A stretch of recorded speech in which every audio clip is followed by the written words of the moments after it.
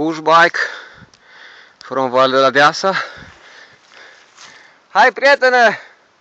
Push bike!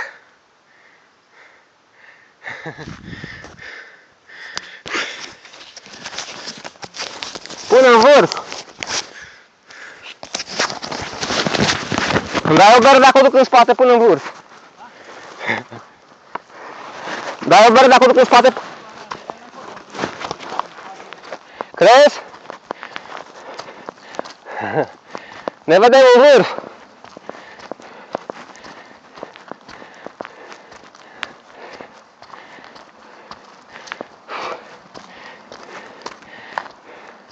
În vârful Vlădeasa.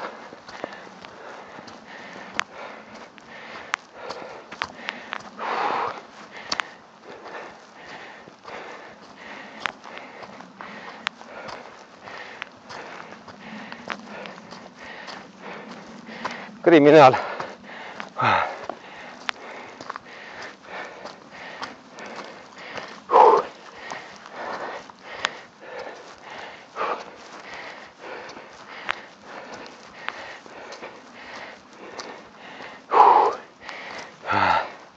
Mai criminal ca la predeal.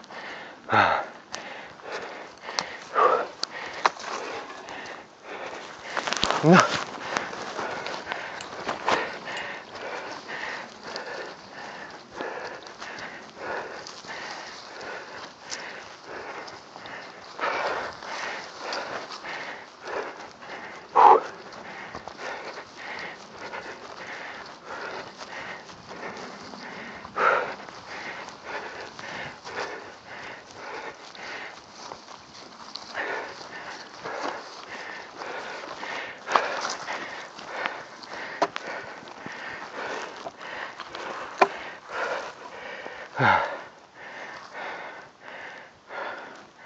Avem parte de un push bike criminal, mai ceva decât la predeal.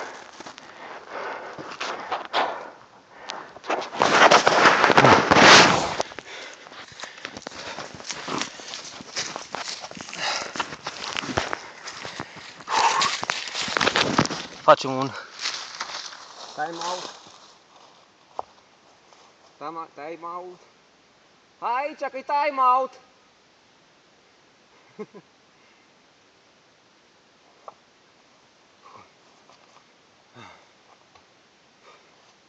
Vlădeasa de best.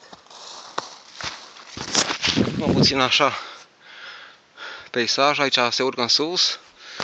Așa, soarele. Colegul, haide! Vecinul! Bagă!